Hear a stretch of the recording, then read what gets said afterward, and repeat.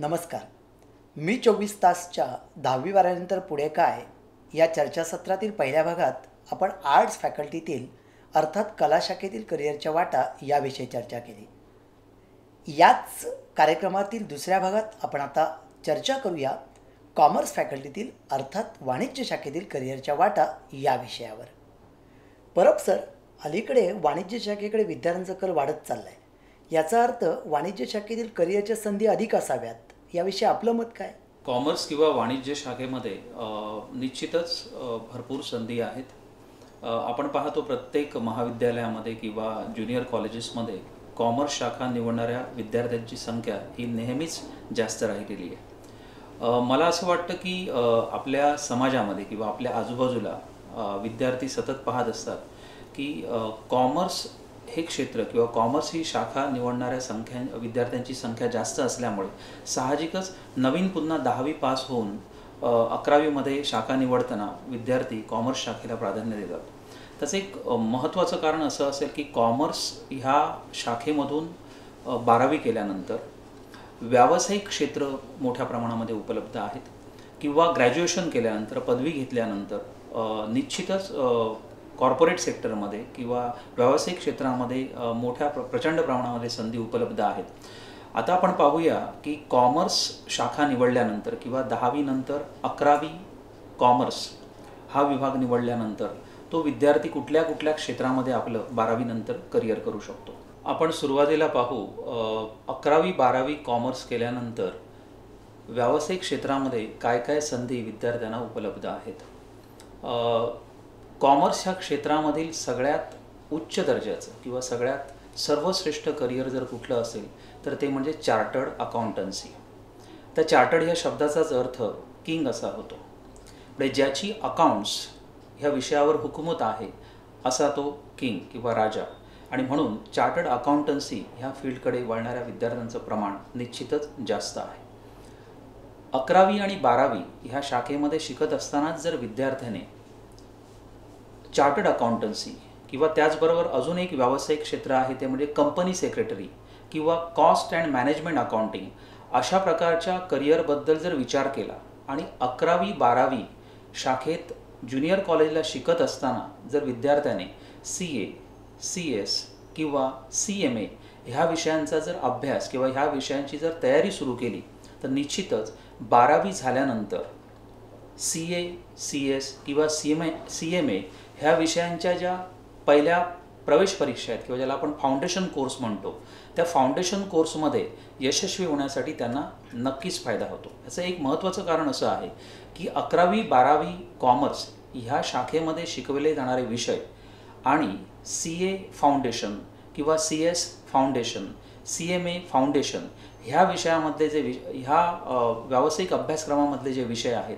हे जवळपास सेम असल्यामुळे त्याचा फायदा विद्यार्थ्यांना करून घेता येतो. आता चार्टर्ड अकाउंटन्सी किंवा कंपनी सेक्रेटरी किंवा कॉस्ट अँड मॅनेजमेंट अकाउंटिंग ह्या विषयाकडे विद्यार्थ्यांनी का वळायला हवं त्याचं एक महत्त्वाचं कारण मी सांगतो की आज आपण मेक इन इंडिया पाहतोय. या मेक इन इंडियामध्ये किंवा औद्योगिकरणामध्ये ज्याला आपण ग्लोबलायझेशन म्हणतो मोठ्या प्रमाणामध्ये औद्योगिक क्षेत्रामध्ये क्रांती होऊ पाहते. औद्योगिक क्षेत्र त्याच्या विस्तारत आहेत. त्यामुळे अशा ठिकाणी चार्टर्ड अकाउंटन्सी किंवा कंपनी सेक्रेटरी हे जे व्यावसायिक आहेत ह्यांची देखील प्रचंड प्रमाणामध्ये मागणी आहे. आज आपण पाहतो 11वी 12वी कॉमर्स केल्यानंतर नुसतं ढोबळ कॉमर्स ग्रॅज्युएशन करून ढोबळ कॉमर्समध्ये MCOM करून बरेचसे विद्यार्थी खाजगी क्षेत्रामध्ये काम करताना दिसतात, पण ते नोकरी करताना दिसतात किंवा काही छोट्या स्वरूपातले कामं करताना दिसतात. पण जर तुम्हाला व्यावसायिक म्हणून जर तुमची प्रतिष्ठा किंवा नाव तुम्हाला कमवायचं असेल आणि सगळ्यात महत्त्वाची गोष्ट इतरांच्या तुलनेमध्ये जर तुम्हाला जास्त अर्थार्जन करायचं असेल त्याचा व्यावसायिक मोबदला जर तुम्हाला 5 वर्षानंतर जर मोठ्या प्रमाणामध्ये अपेक्षित असेल तर मला वाटतं प्रत्येक कॉमर्स शाखा निवडणाऱ्या विद्यार्थ्याने निदान एकदा तरी चार्टर्ड अकाउंटन्सी, कंपनी सेक्रेटरी किंवा कॉस्ट अँड मॅनेजमेंट अकाउंटिंग या विषयाकडे एकदा पॉझिटिव्हली बघायला काही हरकत नाही. आता आपण थोडक्यात ह्या करिअरविषयी बघू. चार्टर्ड अकाउंटन्सी हे असं फील्ड आहे, CA हे असं फील्ड आहे की या चार्टर्ड अकाउंटंटच्या सिग्नेचरशिवाय कुठल्याही सरकारमान्य बँकेमध्ये कुठलाही लोनसाठी आलेला प्रोजेक्ट संमत होत नाही. म्हणजे प्रोजेक्ट रिपोर्ट बनवण्याचं काम, अकाउंट्स पाहण्याचं काम त्याचं ऑडिटिंग करण्याचं काम हे चार्टर्ड अकाउंटंट करत असतात. कंपनी सेक्रेटरी ह्या शब्दामध्ये सेक्रेटरी हा शब्द आल्यामुळे बऱ्याचशा विद्यार्थ्यांची फसगत होते. त्यांना वाटतं की सेक्रेटरी म्हणजे कुणाचा तरी सेक्रेटरी, तर असं नसून चार्टर्ड अकाउंटंटच्याच तोडीची CS ही एक डिग्री आहे, ही व्यावसायिक डिग्री आहे. कंपनी सेक्रेटरी म्हणजे कंपन्यांचं लीगल ॲडवायझर. कंपनी लॉ ह्या विषयामधलं विशेषतः ट्रेनिंग त्याला दिलं जातं. कॉस्ट अँड मॅनेजमेंट अकाउंटिंग म्हणजे एखादं प्रॉडक्ट निर्माण व्हायच्या अगोदर किंवा ज्याला आपण म्हणतो की एखाद्या व्यावसायिकाच्या मनामध्ये कल्पना आली की मला अमुक एक प्रकारचं प्रॉडक्ट किंवा एखादं उत्पादन बनवायचं आहे, तर सर्वप्रथम तो CMAचा सल्ला घेतो. म्हणजे मी उत्पादन करू अपेक्षित असलेल्या उत्पादनाची MRP म्हणजे मार्केट रिटेल प्राईस काय असेल, त्याची सेलिंग कॉस्ट मला कितीला पडेल, त्याची प्रोडक्शन कॉस्ट मला कितीला असेल, ह्या सगळ्या कॅल्क्युलेशनसाठी सगळ्यात महत्त्वाची गोष्ट म्हणजे की तो व्यावसायिक म्हणजे कॉस्ट अँड मॅनेजमेंट अकाउंटंट. त्यामुळे ह्या तिन्ही क्षेत्रामध्ये प्रचंड प्रमाणामध्ये संधी उपलब्ध आहेत. तर 11वी 12वी कॉमर्स शाखा निवडणाऱ्या विद्यार्थ्याने एक व्यावसायिक करिअर म्हणून CA CS आणि CMAकडे पाहायला काहीच हरकत नाही. जे विद्यार्थी 11वी 12वी कॉमर्स नंतर व्यावसायिक अभ्यासक्रमाच्या व्यतिरिक्त BCom किंवा ग्रॅज्युएशन करू इच्छितात त्यांच्यासाठी एक सूचना की जेव्हा आपण BCom सारखं करिअर किंवा बॅचलरसारखी डिग्री आपण एखाद्या विषयामध्ये घेतो, अर्थातच त्यानंतर पोस्ट ग्रॅज्युएशन करण्याची काही जणांची इच्छा असतेच, म्हणजे MCom करण्याची इच्छा असते. माझं इथे एक सजेशन आहे, एक विनंती आहे सर्व विद्यार्थ्यांना की आज आपण जर खरंच समाजामध्ये बघितलं तर नुसत्या BCom MCom डिग्रीधारकांची संख्या ही प्रचंड प्रमाणामध्ये आहे, म्हणजेच स्पर्धा देखील तेवढीच झाली. त्यामुळे जर मी BCom किंवा MCom करत असेल तर त्यामागचा हेतू उद्देश तुमचा स्पष्ट असायला हवा. उदाहरणार्थ, जर समजा मला शिक्षकी पेशामध्ये यायचं असेल, मला लेक्चरर म्हणून काम करायचं असेल, मला प्राध्यापकी करायची असेल किंवा मला कॉमर्स ह्या विषयामध्ये संशोधन करायचं असेल, तर मला वाटतं त्यांनी BCom नंतर MCom आणि त्यानंतरचे जे पुढील जे कोर्सेस आहेत MPhil PhD वगैरे अशा प्रकारच्या विषयांमध्ये करिअर करायला काहीच हरकत नाही. पण जर समजा तुम्हाला BCom करून वेगळंच काहीतरी करायचं असेल तर BComला जाताना पहिल्या वर्षी म्हणजे FY सिनियर कॉलेजला विषय निवडताना असा निवडा की जो विषय ज्या विषयामध्ये ग्रॅज्युएशन केल्यानंतर तुमच्या हाताला काम मिळेल, सहज मार्केटमध्ये तुम्हाला रोजगार मिळेल. बरेचसे विद्यार्थी इथे गफलत करतात, जनरल एखादा विषय घेऊन ग्रॅज्युएशन करतात आणि ग्रॅज्युएशन झाल्यानंतर लक्षात येतं की माझ्यासारखेच आणखी कितीतरी हजारो लोक कामधंदा शोधत आहेत आणि त्यामुळे स्पर्धेला तोंड द्यावं लागतं. ते जर टाळायचं असेल तर BCom करताना किंवा MCom करताना जिथे व्यावसायिक गरज आहे अशा प्रकारचा विषय निवडून जर त्यांनी ग्रॅज्युएशन आणि पोस्ट ग्रॅज्युएशन केलं तर त्यांना नक्कीच रोजगाराच्या संधी उपलब्ध होतील. त्याचबरोबर बरेचसे विद्यार्थी आजकाल 12वी कॉमर्स नंतर काही सेल्फ फायनान्स कोर्सेसकडे वळतात. उदाहरणार्थ BBA bachelor of banking and accounting, BBI bachelor of banking and insurance, त्यानंतर BMM, त्यानंतर BMS अशा प्रकारचे जे काही कोर्सेस आहेत, अशा कोर्सेसला प्रचंड प्रमाणामध्ये मागणी आहे. बऱ्याचशा महाविद्यालयांमध्ये अशा प्रकारचे कोर्सेस उपलब्ध आहेत.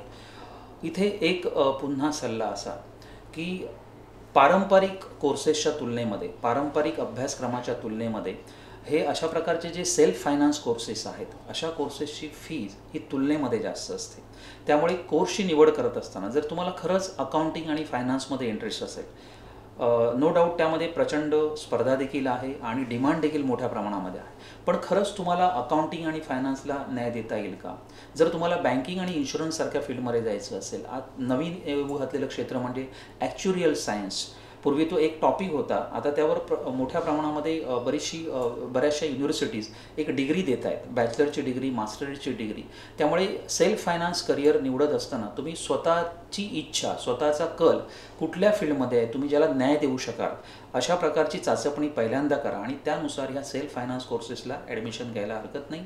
पण ज्या प्रकारे आपण गेल्या 5 वर्षातली ह्या कोर्सेसमधली प्रगती पाहतोय, तर इथे एक सूचना पुन्हा की कोर्स निवडताना जिथे तुम्हाला प्रोजेक्ट वर्क जास्त मिळेल, जिथे तुम्हाला एक्सपोजर जास्त मिळेल, जसं CA CS CMAमध्ये तुम्हाला आर्टिकलशिप करावी लागते एका तज्ज्ञ चार्टर्ड अकाउंटंट किंवा कंपनी सेक्रेटरीच्या हाताखाली, तशाच प्रकारे सेल्फ फायनान्स कोर्सेस करत असताना जर तुम्हाला इंडस्ट्रीमध्ये चांगल्या प्रकारच्या प्रोजेक्ट्स करण्याची जर संधी मिळत असेल तर हे कोर्स करायला काही हरकत नाही. कारण जेव्हा ग्रॅज्युएशन तुम्ही करता ह्या कोर्सेसमधून, एका बाजूला BCom सारखी ट्रॅडिशनल डिग्री आणि एका बाजूला BAF, BBI, BMS सारखी सेल्फ फायनान्स डिग्री, दोन्ही एकाच पातळीवर आणून ठेवले जातात.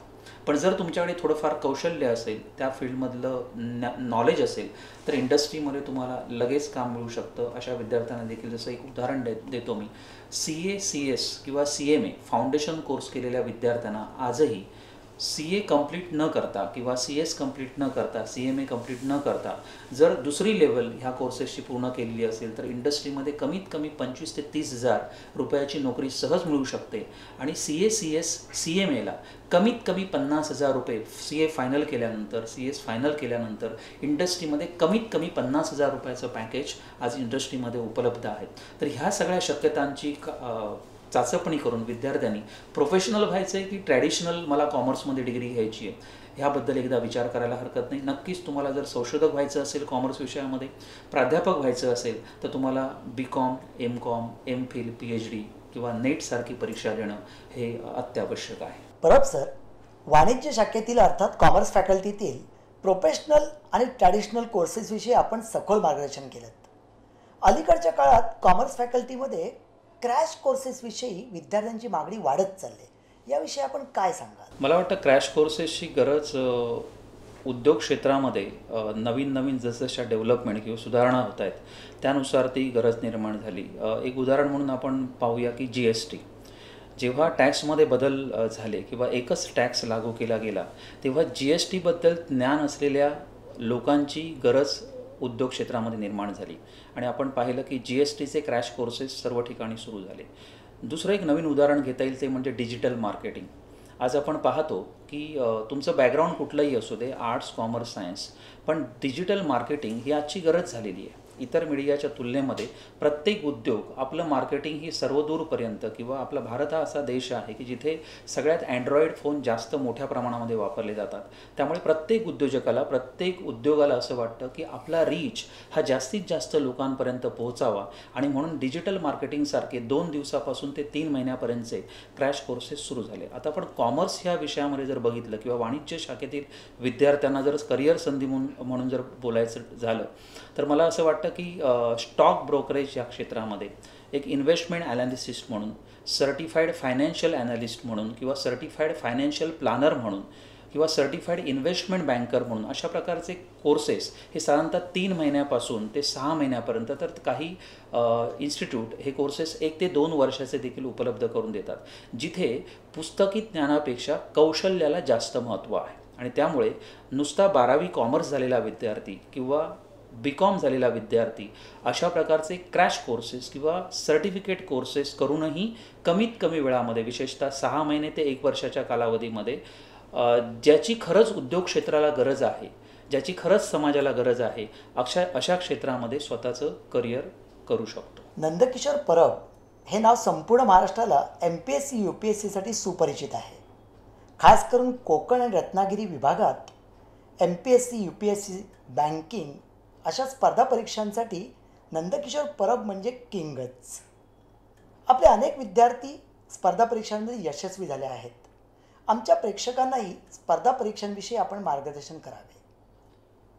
स्पर्धा परीक्षा म्हटल्यानंतर स्पर्धा परीक्षा ह्या क्षेत्रामध्ये करिअर करायचं असेल तर लागणारी पात्रता म्हणजे कुठल्याही विद्यापीठाचा, मान्यताप्राप्त विद्यापीठाचा पदवीधर, मग तो आर्ट्स, कॉमर्स, सायन्स, मेडिकल असू दे किंवा इंजिनिअरिंग असू दे, कुठल्याही शाखेचा विद्यार्थी स्पर्धा परीक्षा क्षेत्रामध्ये करिअर करू शकतो.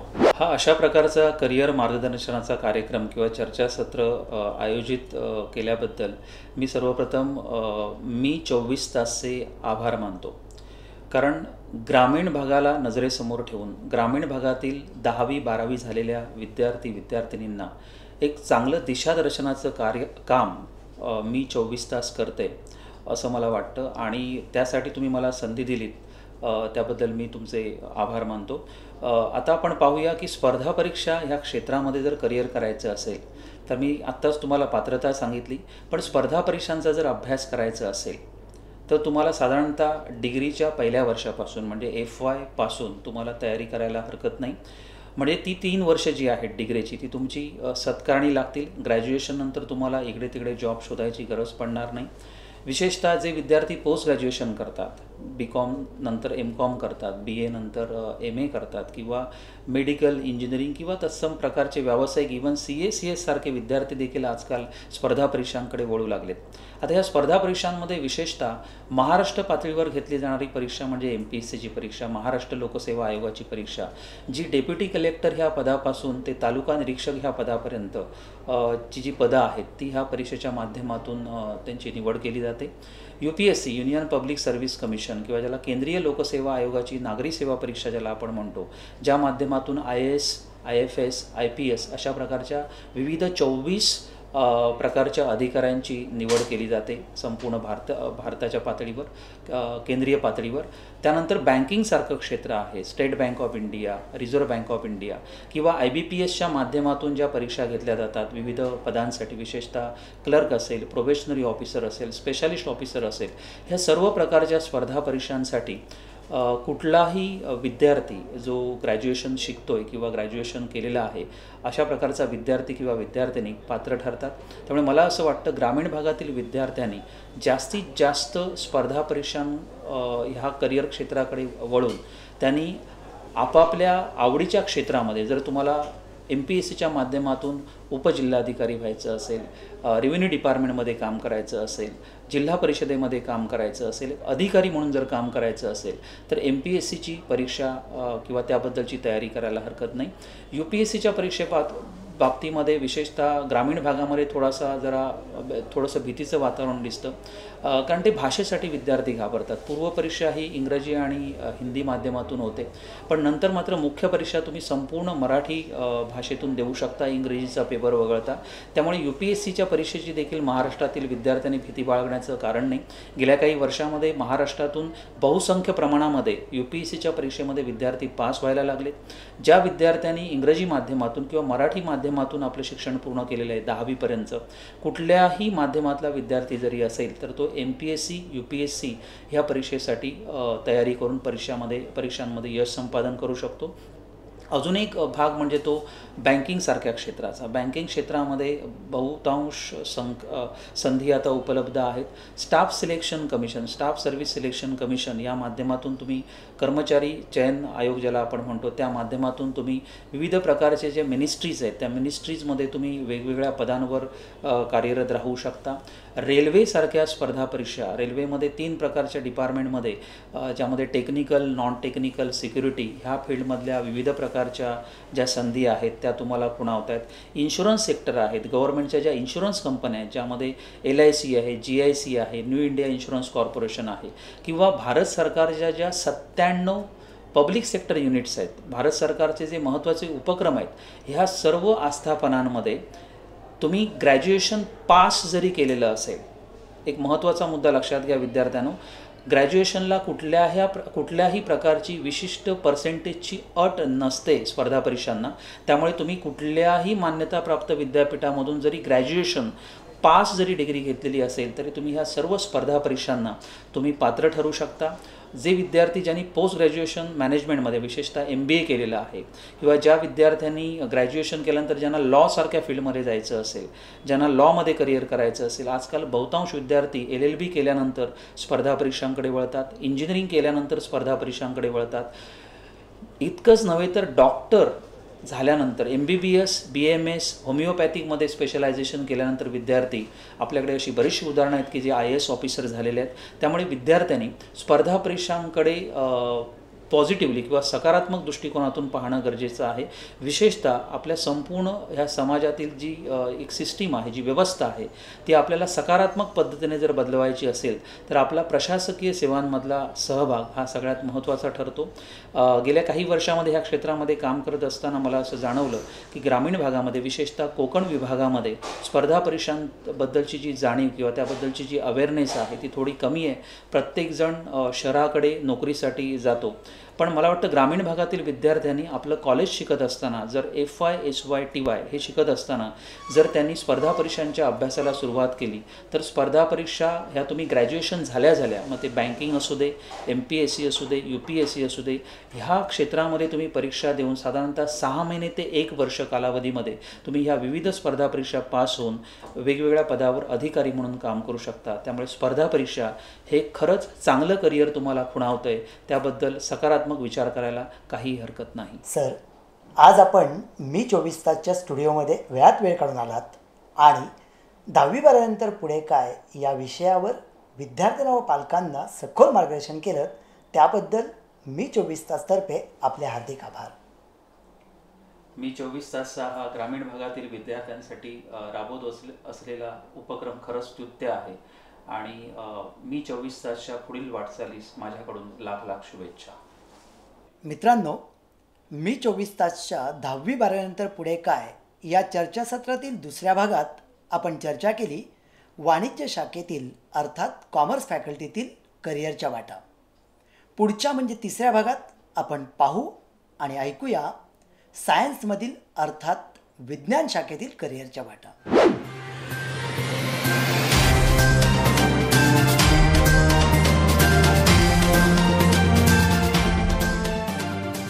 तर मित्रांनो, जर तुम्हाला आमचा व्हिडिओ आवडला असेल तर आमचं चॅनल सबस्क्राईब करा, लाईक करा, शेअर करा आणि बाजूला असलेला बेल आयकॉनवरती प्रेस करा, जेणेकरून तुम्हाला आमच्या चॅनल्सच्या सगळ्या अपडेट्स प्राप्त होतील.